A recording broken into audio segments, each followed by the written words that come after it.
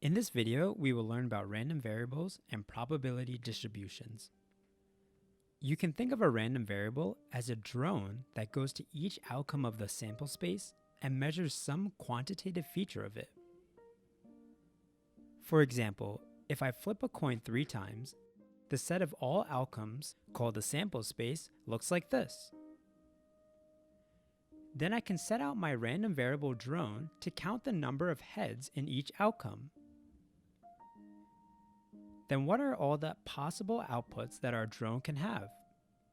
It can either be 0, 1, 2, or 3. A random variable is usually denoted by a capital letter and usually x. Notice how a random variable is a set of numbers, unlike the variables that we learned about in algebra that represent a specific unknown number.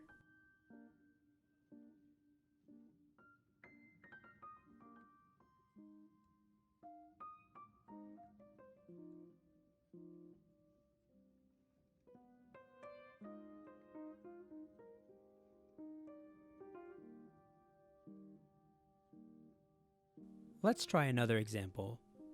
2 die are rolled.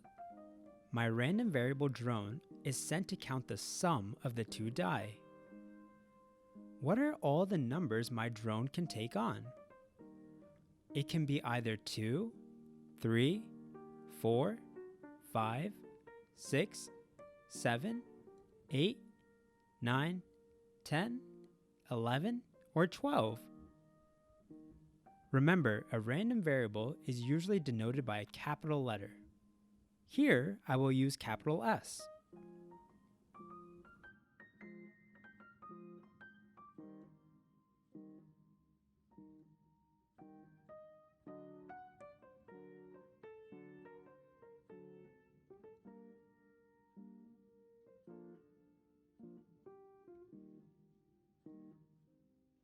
Alright, one last example. Let our random variable be the number of even numbers rolled. Then the numbers our random variable can take on are 0, 1, or 2.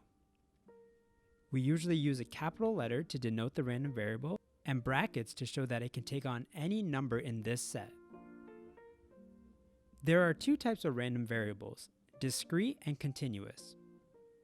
Random variables that are discrete are countable, such as the number of cells in an animal, or the number of people standing in a line. Random variables that are continuous are uncountable, such as the time it takes to finish a race, or the heights of students in a classroom.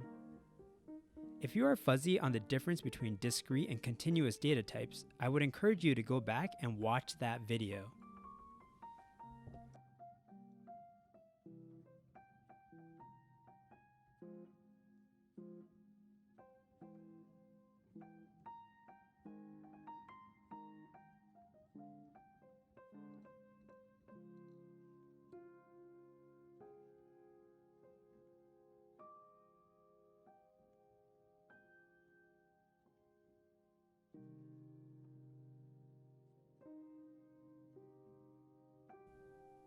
So why do we take the effort to convert these events into random variables? Well, the simple answer is that if we quantify things, we are able to perform mathematical operations on them. One thing we can do is calculate the probability of each value associated with the random variable. For instance, if our random variable x is the number of heads when 3 coins are flipped, then we can calculate the probability of each of the associated values for our random variables. This is what we call a probability distribution. It's when we match each value of a random variable up to its probability. There are 3 rules that every probability distribution must follow.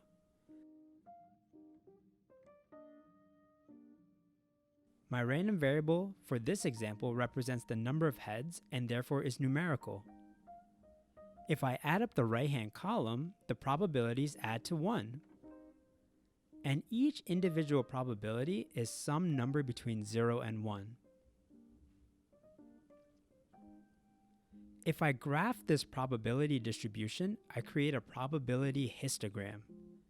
where the values of the random variable are on the horizontal axis and the probabilities of the random variable are on the vertical axis.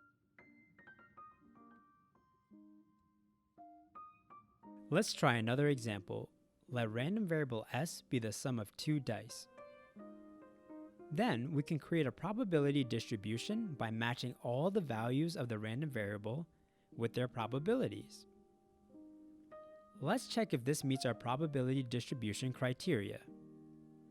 My random variable is numerical, my right column sums to 1, and each probability is between 0 and 1. Now let's create a probability histogram by graphing their relationship. Notice how this time I have fractions on the vertical axis instead of decimals. Both are acceptable.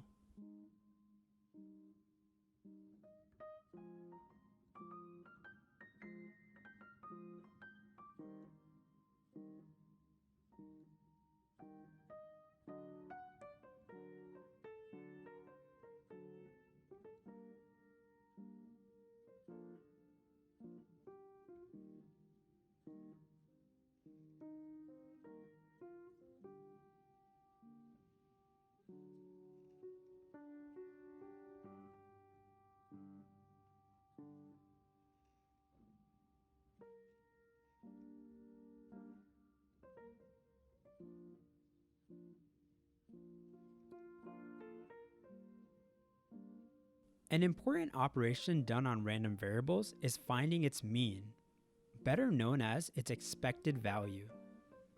Calculating the expected value is very similar to how we compute the mean for a frequency distribution.